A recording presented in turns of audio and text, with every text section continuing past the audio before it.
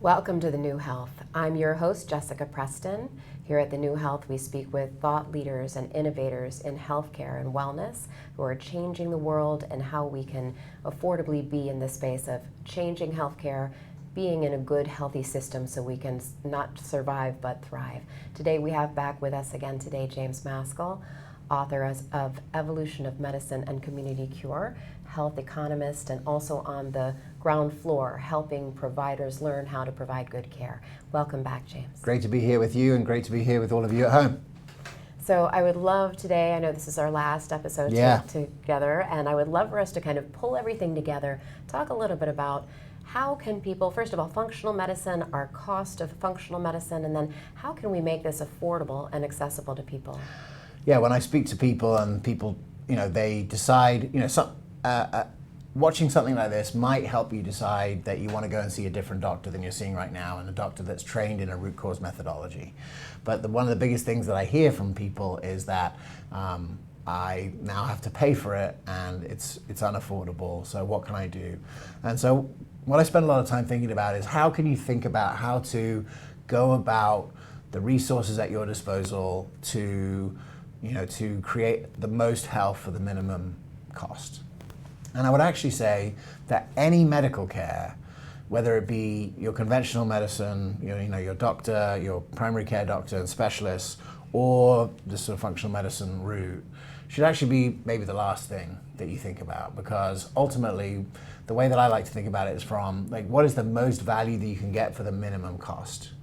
And at the end of my book, The Community Cure, we talk about it as sort of like 5 concentric circles. And the outside circle is culture. And the reason why that is because, ultimately, we mentioned in a previous episode the idea of a blue zone. So the blue zone is a place around the world. There's 5 of them around the world. That maybe Singapore actually is now the 6th blue zone, where people live consistently to the age of 100. And in most of those cases, it's because of the culture, right? The culture reinforces regular movement, reinforces healthy eating, reinforces social connections in the community. And it's been documented, very clearly by many people. And there's actually a Netflix show about it called Living to 100. So there's plenty of examples of that. So how are you, what is the culture of your family, right? What is the culture of your family around food, around movement, around connection? If you don't do that, you will be at the will of the medical system. You will have to enter the medical system for it. The goal really, as far as I see, is how do you minimize your connection to the sort of reactive medical system? Because if you're in the reactive medical system, it means something's gone wrong. Mm-hmm. So how do you avoid things going wrong? And that's what's really happening in these blue zones. People are just living without really connecting to their doctor healthily into their 10th decade. So how do we do that? Mm-hmm. And that's really about the culture. Now, we have a very unhealthy culture in America. Almost all the things that we build our culture around are unhealthy and poisonous. Right? So there is a responsibility for you in your family to be able to build a healthy culture. And ultimately that's on all of us. And I know it's difficult to do that, but think about, everything from how you interact with media, because that a lot of times that can drive unhealthy culture. If you're being shown images of delicious looking but unbelievably bad for you food, you're probably going to end up eating more of that food. So, it starts from that, but what are the rituals that you have with your family, every day, every week, every month? That's the first thing that you can have agency over, right? The locus of control, it's under your control, so start there. So that's the first thing is culture. Now, for some people, that's easy to do and they can do it, but if that's not possible, if the next thing that's slightly more is community, right? So community is, working with other people to create those norms as well. And I think that part of the reason why I see that is that, ultimately a lot of, to make new changes, you need support from other people. And yes. So a lot of my work has been about finding ways in which people can support each other to create health. So community is the next C. The next C after that is coaching. If you are not, the first person that you could connect with might be a coach. My business partner passed away in 2019. You know, a lot of these ideas came from him and I riffing. He was one of the first people trained to be a health coach. The health coach did not exist, right, 20 years ago. The only place that coaching really existed was in business, because in business, they could see that, like, if this person at their best, could produce this much for the company and they weren't at their best, they could only produce this much, that it would made sense to give them a coach so that they could produce this much. And that was, coaching arrived sort of in the 80s and 90s into business. But then there was a sort of a explosion of it in the 2000s, the 2010s, because we realized, like, actually this is the missing person in healthcare, right? The coach who can actually, he's not a doctor, he's a bit more like a peer, someone who's gone through the journey of reversing their chronic disease and can help you implement it. And there's been a massive rise in health coaching.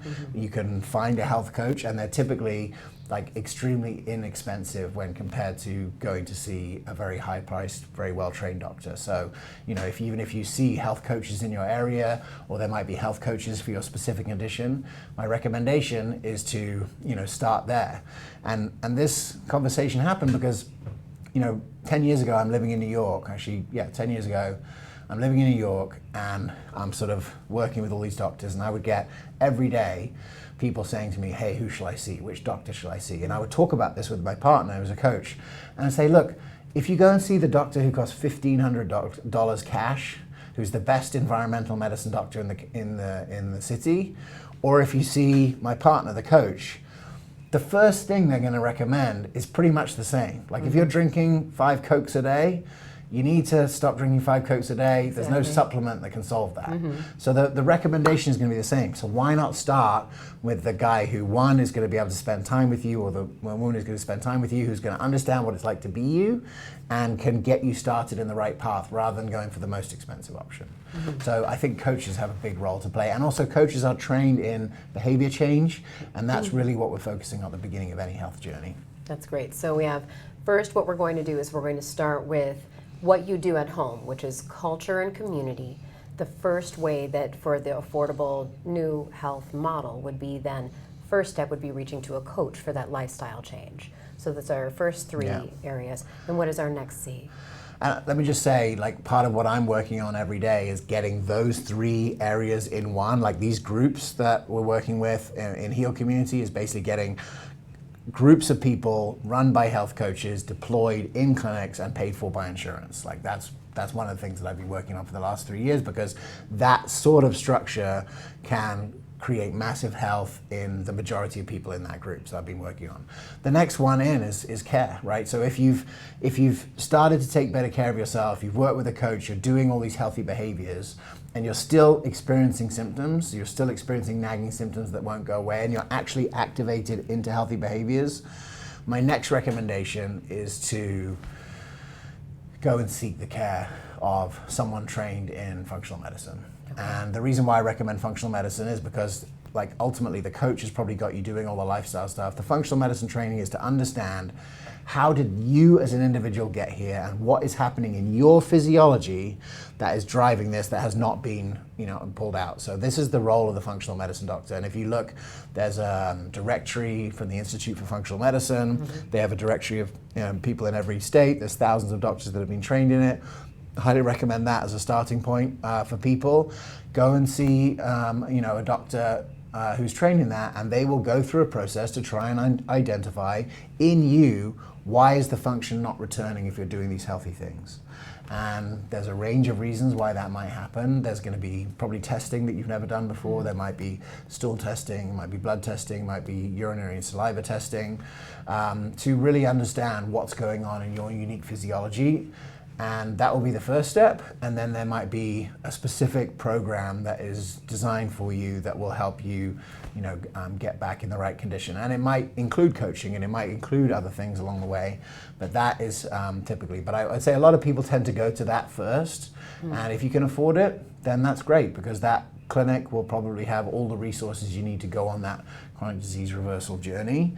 But certainly, because one of the questions that I have is, like, how can I afford it? I don't recommend that first for people who have limited resources. Okay, and then that brings us to our last, final, 5th C. Yeah, the 5th C is really something that I see as an economist, which is that is cost sharing. And one of the reasons why I am passionate about this area is that I recognize that something changes where you're not just getting healthy for you, but you're getting healthy for someone else and for a community. And you can see that maybe some people have seen it in their family, where it's like, I want to get healthy for my wife, for my spouse, for my kids, for my grandkids. I want to see my kids. But there is a model that has emerged in the last few years where groups of people essentially pool their resources to take care of each other. And the theme is cost sharing. And I got very excited about this about 6 years ago, and I started a company actually called New Health with a K, K-N-E-W Health. And it was really about, is there something that happens when groups of people decide to get healthy together and share the costs, so that by me getting healthy, I'm helping you. And it sounds a little bit like insurance, but the intention is different. And I'm convinced that the new health system that we'll see emerging will have to have some of that energy, because there have got to be other reasons apart from yourself to be healthy. And I see that when you have other reasons, when you have a purpose and a mission to be healthy that's outside of yourself, that can be sustained long term. And the economic benefits can accrue to you as well, because getting healthy saves money for everyone. And ultimately, I think that the more people that your efforts can accrue to, I think that there's some altruistic and also community-based benefits that I see. And I think that that's going to be a critical part of the future of medicine. And the good news is most of American medicine is switching to some sort of collective accountability like that, and I think it's a good thing. No, that's wonderful. So for those of you listening at home, that would be the 5 C's, and they are outlined very clearly and succinctly in The Community Cure. Highly recommend picking up James Maskell's book, The Community Cure. He was referencing IFM, Institute for Functional Medicine. I believe that's ifm.org if you wanted to find a functional medicine provider. So James, thank you so much for joining us here. It's been an absolute pleasure. It's been a treat. Yeah, thank you. Please, and I'm excited to be here, part of it. Yeah, you can check out what I'm up to at www.jamesmaskell.com, so you can see my books and different projects that I'm working on. And then if you'd like to follow me every day, I'm most active on Instagram. It's Mr. James Maskell, and look forward to connecting with you on there. Thank you so much, James. And please stay tuned after these messages for our next guest.